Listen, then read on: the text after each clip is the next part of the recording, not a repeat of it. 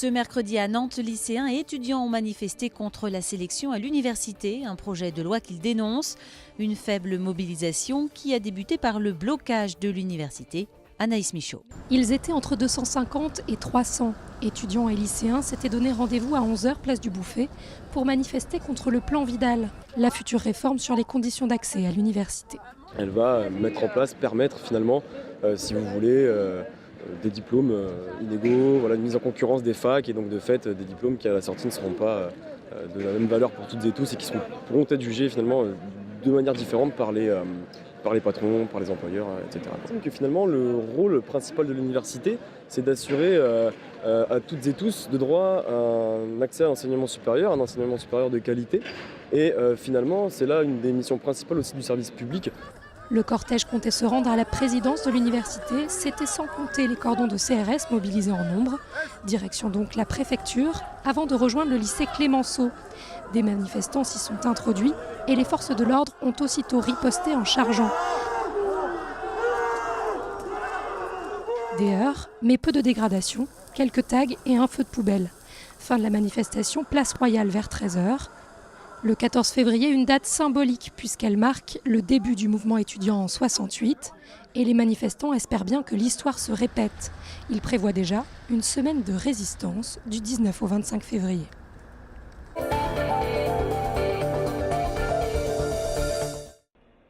Vous recherchez du travail, la SNCF recrute et le fait savoir. 5500 embauches sont prévues cette année et il y aura des postes en Pays de la Loire. 3 types d'emplois sont proposés. Des conducteurs de tram-train en CDI tout d'abord, niveau bac ou CAP requis. Pas de diplôme nécessaire cette fois pour devenir commercial à bord des trains, il s'agit aussi de CDI. Enfin, des opérateurs ou opératrices de maintenance sont recherchés pour des CDD de 6 mois sur les tram-trains. Il faut être titulaire d'un BEP, CAP ou bac en maintenance électrotechnique ou électronique. Les candidatures sont à déposer sur le site emploi-sncf.com.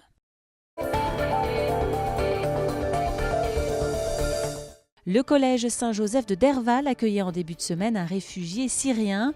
Le père de famille originaire d'Alep a raconté son périple aux élèves de 4e. Anaïs Michaud y a assisté. Je viens d'Alep, au nord de la Syrie, exactement ici. De la Syrie à la Turquie, puis à la Grèce, avant d'atteindre la France. Un périple d'1 an pour fuir la guerre, que Joud Jassouma raconte à des collégiens attentifs. Ni migrant ni demandeur d'asile, il se définit plutôt comme un demandeur de paix. Une personne comme les autres, qui a des rêves, qui a des projets à réaliser, qui a une famille. Un témoignage difficile mais nécessaire, car être informé, c'est pouvoir agir. Les élèves, ils sont la génération future. J'ai posé cette question-là aux élèves, comment on peut garder un pays en paix.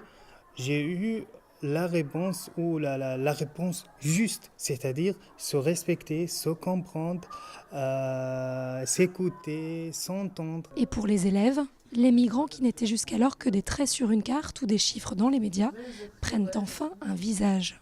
C'est compliqué parce qu'il faut payer, parce qu'on ne voit pas sa famille et c'est difficile psychologiquement. Ça peut arriver à tout le monde.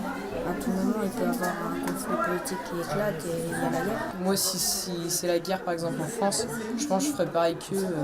Je changerais de pays, quoi.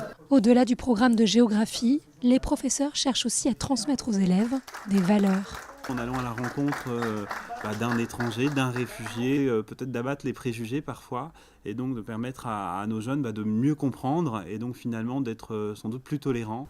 Ces 4 lettres trônaient déjà en bonne place à l'accueil du collège.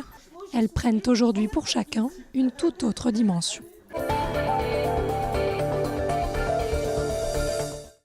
À Nantes, dans le quartier Bautière-Chénet, la médiathèque Floresca-Guépin a ouvert ses portes ce mardi après un mois de travaux. Le lieu a été réaménagé pour améliorer l'accueil du public et ce sont désormais les lecteurs qui géreront tout seuls leurs emprunts grâce à des bornes automatiques. Jean-Michel Naga. Ils ont coupé le ruban pour la 2e fois, 10 ans après l'ouverture du bâtiment. Et comme en témoignent tous ces nouveaux écrans d'ordinateur, la médiathèque Floresca-Guépin vient de passer à l'ère numérique. C'était l'objectif principal des travaux qui viennent de se terminer. Notre public va complètement gérer lui-même ses prêts, ses emprunts et ses retours. Et puis, on a profité de ce chantier pour réaménager toute la médiathèque, puisque ça faisait 10 ans qu'elle était ouverte. La circulation entre les rayons a donc été totalement repensée, ainsi que la présentation des ouvrages et la signalétique. Toutes les collections ont été regroupées au rez-de-chaussée pour installer à l'étage un espace d'études, au calme. Tous ces travaux étaient nécessaires pour améliorer l'accueil du public et libérer du temps aux bibliothécaires. Et c'est la même logique qui va être appliquée à l'ensemble des bibliothèques et médiathèques nantaises. L'année prochaine, on inaugurera la médiathèque Jacques Demy, qui est quand même la médiathèque la plus importante et qui elle-même aura été entièrement restructurée autour de cette implantation des automates. Et puis l'année suivante, ce sera le tour de la médiathèque Luscourville. Et puis pour terminer, ce sera le tour des bibliothèques. C'est donc un plan qui couvre l'ensemble du réseau. Ici, l'investissement a coûté 160 000 € pour l'ensemble des médiathèques. Le montant atteindra 1,5 million, financé par la ville et l'État.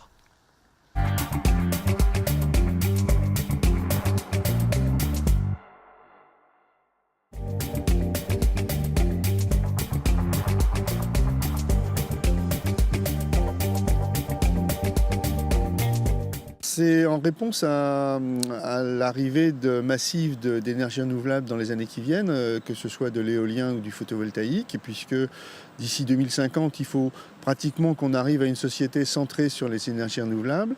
Et la question qui est posée par ces énergies renouvelables, c'est à des périodes, on aura plus d'énergie que ce dont on a besoin. Et donc la question, c'est comment on la stocke en attendant des périodes où on en a besoin plus que ce qu'on peut produire. Donc on a la problématique du stockage de l'énergie électrique.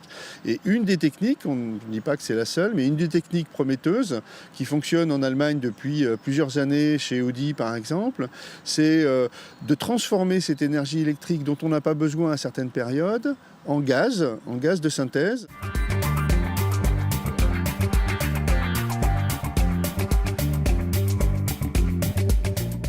Donc on part de l'électricité, énergie renouvelable, qui alimente un électrolyseur. Dans l'électrolyseur, on fait l'alimentation de l'eau. Cette eau est donc décomposée en hydrogène et en oxygène. L'hydrogène est stocké dans des réservoirs sous pression qui va être réinjecté dans notre réacteur de catalyse. Donc on a l'injection d'hydrogène sous pression de 40 bars et du CO2 qui vient de la récupération de la chaudière.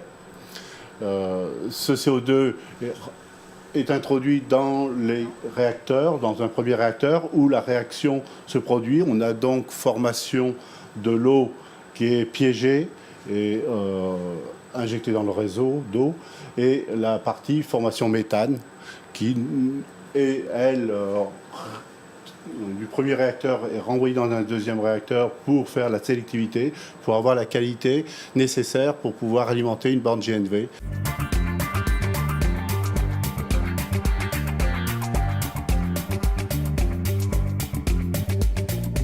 L'objectif du démonstrateur, c'est de faire visiter, de discuter, de montrer que c'est possible et faisable. Vous êtes sur un campus ouvert où vous avez de l'hydrogène, du photovoltaïque, de l'éolien, du gaz de synthèse, du solaire thermique. Voilà, la société de demain est ici.